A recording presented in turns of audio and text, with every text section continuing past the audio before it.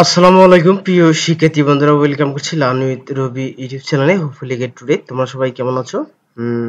জাতীয় বিশ্ববিদ্যালয় ডিগ্রি তৃতীয় বর্ষ ইংরেজি সাজেশন 2024। আজকে আমি তোমাদের জন্য একটা গুরুত্বপূর্ণ ক্লাস নিয়ে এসেছি, মাত্র দুটি শর্টকাট টেকনিক দিয়ে সকল পোস্টার লেখার কৌশল।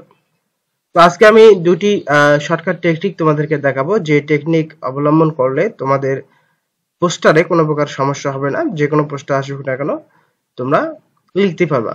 এখন এই দুইটা টেকনিক দিয়ে কোন কোন পোস্টারগুলো তোমরা লিখতে পারবা, কোন কোন পোস্টারগুলো তোমার এক্সামে আসলে তোমরা সঠিকভাবে এর ফুল অ্যান্সার করতে পারবা, সেই বিষয়গুলো আমি দেখাবো। এরপর আসলে তোমাদের কোন উপায়ে পোস্টার লিখতে হবে সেই বিষয়গুলো আমি অ্যানাউন্স করে দেবো। ইনশাআল্লাহ তোমাদের বুঝতে সহজ হবে এবং অ্যান্সার করতে সহজ হবে। ঠিক আছে? তো তোমরা যারা নতুন, আমার চ্যানেলটিকে সাবস্ক্রাইব করে রাখবা, আর অবশ্যই তোমরা আমার চ্যানেলটিকে লাইক এবং কমেন্টস করে জানাবা, পাশাপাশি শেয়ার করলে আরো ভালো হয়। তো ধন্যবাদ। এখন আমি মূল ক্লাসে চলে যাচ্ছি।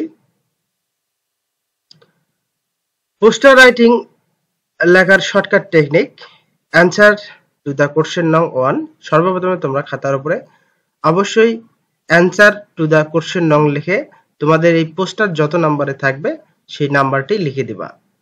এরপর একটা বক্স অঙ্কন করে নেবা। এই অবশ্যই পোস্টার লিখতে গেলে তোমাদেরকে বক্স লিখতে হবে। এরপর লিখবা এই poster about again dash is given below, অর্থাৎ ড্যাশের জায়গায় তোমাদের যে টপিকটা আসবে সেই টপিকটা তোমরা লিখবা। এরপর স্লোগান লিখবা দুইটা, এরপর শিরোনাম দিবা। ঠিক আছে? এরপর 5টি, এখানে 5 থেকে 6টি এখানে এক কথায় লিখতে হবে, যেটা বোধগম্য। এরপর লিখবা circulated by the student of learning college, Mohammadpur 12, Dhaka 12-15। ঠিক আছে? তো তোমরা যে কোনো কলেজের নাম দিতে পারো, আনকমন কলেজের নাম দিলে ভালো হয়। যেমন আমি এখানে দিয়েছি the student of learning college. ঠিক আছে? এমন একটা কলেজ দেবা যাতে কেউ বুঝতে না পারে। তোমাদের মূল বোধগম্য যে বিষয়টা হবে সেটা হচ্ছে শিরোনামে তোমাদেরকে বোঝাতে হবে, এবং তোমাদেরকে এই যে 5 থেকে 6টি যে তোমরা সারমর্ম লাইন লিখবা, এই সারমর্ম লাইনে যেন যারা পরীক্ষক, যারা খাতা কাটবে তারা যেন বুঝতে পারে যে তুমি কি বোঝাতে চাচ্ছ, কি মিন করতে চাচ্ছ। ঠিক আছে? তো এই হচ্ছে তোমাদের পোস্টারের টেকনিক 1। আমি এখন তোমাদেরকে বিস্তারিত দেখাবো। তো বিস্তারিত দেখার আগে তোমরা একবার জেনে নাও যে আসলে এই টেকনিক দ্বারা বা এই ফরম্যাটটি দ্বারা কোন কোন পোস্টারগুলো আসলে তোমরা সঠিকভাবে খাতায় অ্যান্সার করতে পারবা। প্রিয় শিক্ষার্থী বন্ধুরা, আমি তোমাদেরকে এখানে দেখাচ্ছি। তোমরা দেখো, এই পোস্টার অ্যাবাউট কারাপশন, যদি কারাপশন আসে, ঠিক আছে, তাহলে তোমরা এই 1 নম্বর টেকনিকটি ব্যবহার করতে পারবা। এরপর acid throwing, drug addiction, smoking, unfair man's in the exam, dengue fever, price hike, environment pollution, child abuse, deportations, reckless driving, Rohingya killing in Myanmar, food adulterations, militancy, teasing, toll collections ইত্যাদি যে কোনো খারাপ দিক সম্বন্ধে poster writing আসলে তোমরা উপরের formula ঠিক রেখে শুধুমাত্র ফাঁকা স্থান বা শূন্য স্থানে টপিকটি বসে দিলেই হবে। তার মানে বোঝা গেল যে এটি ব্যাড সাইড। ঠিক আছে? যে কোনো খারাপ দিক সম্বন্ধে তোমাদের আসুক না কেন, তোমরা কি এটি ব্যবহার করতে পারবা। যেমন ট্রাফিক জ্যাম আছে, তারপর আছে এনভায়রনমেন্ট পলিউশন আছে, ঠিক আছে, এয়ার পলিউশন আছে, মিলিটেন্সি আছে, তারপর ক্লাইমেট চেঞ্জ আছে, এগুলো কিন্তু ফ্লাড ইন বাংলাদেশ, ঠিক আছে, এগুলো কিন্তু তোমরা এই পোস্টার দ্বারা লিখতে পারবা। ঠিক আছে? তো আমি এখন তোমাদেরকে ফরম্যাটটি দেখাবো, যে কোনো একটা টপিক দিয়ে বোঝার চেষ্টা করাবো।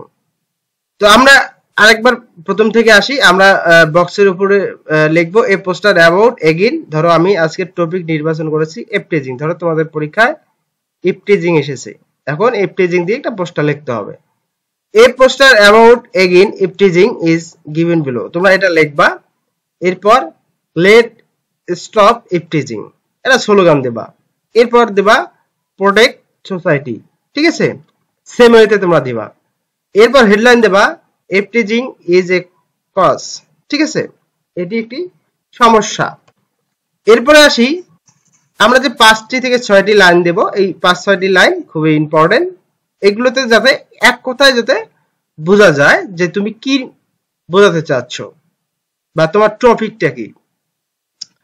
তো আমরা আসি, এখানে বলতেছে প্রিভেন্ট ইফটিজিং ইউনিটেডলি, তার মানে হচ্ছে আসুন একত্রে ইফটিজিং প্রতিরোধ করি।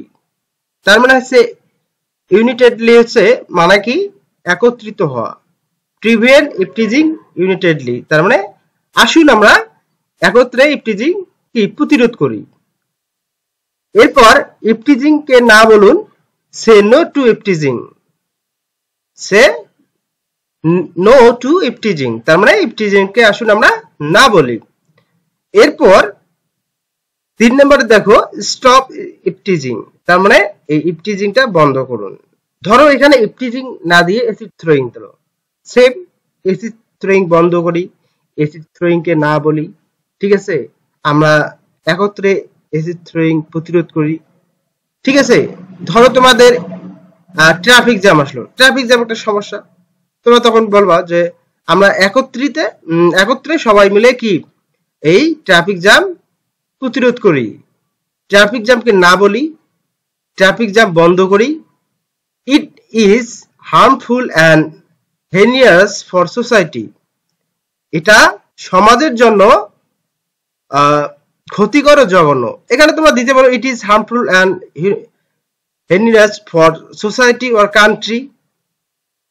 যদি ট্রাফিক জ্যাম দাও তাহলে আসুন আমরা দেশের মধ্যে কি এই ক্ষতিকর জঘন্য দিকটা প্রতিরোধ করি, এটাও দিলে হয়, অথবা এটা দেশের জন্য ক্ষতিকর ও জঘন্য, ঠিক আছে, তোমরা যেভাবে পারো দিতে পারো। এরপর আসি ডেভেলপ মোরাল ভ্যালুস, আসুন আমরা নৈতিক মূল্যবোধ বিকাশ করি, ঠিক আছে। আমাদের যে নৈতিক মূল্যবোধটা আছে, এই যে সামাজিক যে ব্যাধিগুলো আছে কিংবা দেশের অভ্যন্তরে যে সমস্যাগুলো আছে, এই সমস্যাগুলোকে প্রতিরোধ করতে হলে আমাদের নৈতিক যে মূল্যবোধ এটাকে অবশ্যই বিকশিত করতে হবে। এই হচ্ছে মূল বিষয়, আমরা কি মিন করতে চাচ্ছি, মোটামুটি 4 থেকে 5টি কিংবা 6টি সেন্টেন্সের মাধ্যমে সেটাকে আমাদের বুঝাইতে হবে, এটাই হচ্ছে পোস্টার।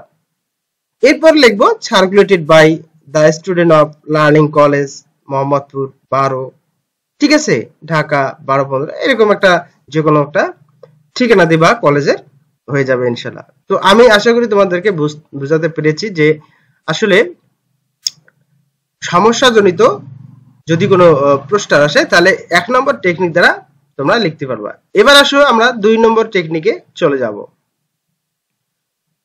2 নম্বর টেকনিকে তোমাদেরকে স্বাগত। পোস্টার লেখার shortcut technique answer to the question নং 2, ঠিক আছে, অর্থাৎ তোমাদের যে নাম্বারেই পোস্টার আসুক না কেন সেই নাম্বারটা 2 এর জায়গায় বসাই দিবা।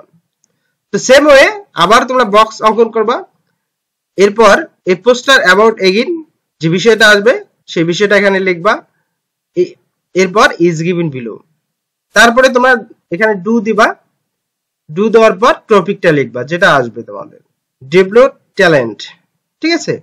এরপর লেটস এনজয় দ্য লাইফ, আসলে এই 2 নম্বর টপিকটা তোমরা কোন কোন প্রশ্নগুলো আসলে লিখতে পারবা সেটি এখন আলোচনা করি, তাহলে তোমাদের আরো বিষয়টা ক্লিয়ার হবে। দেখো কোশ্চেন নং 2 অর্থাৎ 2 নম্বর টেকনিকে এ পোস্টার অ্যাবাউট কনসার্ট, যদি তোমাদের কলেজের মধ্যে কনসার্ট বা কোনো অনুষ্ঠান হয়, পিকনিক অথবা স্টাডি ট্যুর, যে কোনো ড্রামা, কালচারাল ফাংশন, সকল ভালো দিক, সকল প্রকার ভ্রমণ, যে কোনো আনন্দদায়ক কাজ এর ক্ষেত্রে এই টপিক ব্যবহার করা যাবে। ক্লিয়ার? যে কোনো ভ্রমণ, যেমন journey by train, journey by boat, ঠিক আছে, journey by bus, any others, কোনো আনন্দদায়ক কাজের ক্ষেত্রে এই টপিক ব্যবহার করা যাবে, ঠিক আছে। তবে picnic, study tour, drama, cultural function এগুলো কিন্তু তোমাদের মোস্ট ইম্পর্টেন্ট, যেগুলো পরীক্ষায় এসে থাকে। তো যাই হোক, এতক্ষণ তোমরা বুঝতে পেরেছো যে কোন কোন টপিক গুলো আসলে তোমরা এই ফরম্যাটটি ইউজ করতে পারবা। তো দেখো এখানে টপিক দেবা, এরপর আসলে আমরা এই যে 5টি থেকে 6টি যে এখানে সারমর্ম লাইন লিখেছি, এই সারমর্ম লাইন কোডে আমরা এখানে যে 5টি লাইন আছে এই 5টি লাইনের আমি পরিপূর্ণ বর্ণনা দিচ্ছি। Have the test of life, অর্থাৎ জীবনের স্বাদ পান। রিভিউ ইউর স্পিরিট, আপনার আত্মার পুনর্জীবিত করুন। ডোন্ট মিস দ্য চান্স, এই সুযোগটা কি মিস করবেন না, যে সুযোগটা আসতেছে এটা মিস করা নয় বা মিস করব না, ঠিক আছে। এরপর freshen your mind, freshen your mind তার মানে কি আপনার মনকে সতেজ করুন। Shake off the monotony of life, তার মানে কি জীবনের একঘেয়েমি ঝেড়ে ফেলুন। Let's lose ourselves in the lap of nature, তার মানে কি আসুন প্রকৃতির কোলে নিজেকে হারিয়ে ফেলি। এই হচ্ছে সারমর্ম, অর্থগুলো আমি তোমাদেরকে বুঝাই দিলাম, আশা করি বুঝতে পেরেছো। এভাবে তোমরা এই দুটি টপিক যদি তোমাদের কন্ট্রোলে আনতে পারো, কয়েকবার যদি লেখো, তাহলে ইনশাল্লাহ এগুলো আর ভুল হবে না ইনশাল্লাহ। তো আশা করি তোমরা বুঝতে পেরেছো। তো এই দুটি টপিকই যথেষ্ট। আদারওয়াইজ তোমরা যারা এককভাবে যদি তোমরা মুখস্থ করতে পারো তাহলে ভালো, সেক্ষেত্রে আমার সাজেশন রয়েছে, তোমার সাজেশন ফলো করতে পারো। আর যাদের একেবারে সমস্যা তাদের জন্য আমার পিডিএফ হ্যান্ডনোট রয়েছে, পিডিএফ হ্যান্ডনোট 250 টাকা দাম। তোমরা যারা নিতে চাও আমার লাল উইথ রবি ফেসবুক পেজে এসে ইনবক্স করো, অবশ্যই আমি কন্ট্যাক্ট করবো তোমাদের সঙ্গে, ঠিক আছে। ধন্যবাদ জানিয়ে বিদায় নিচ্ছি, আল্লাহ হাফেজ।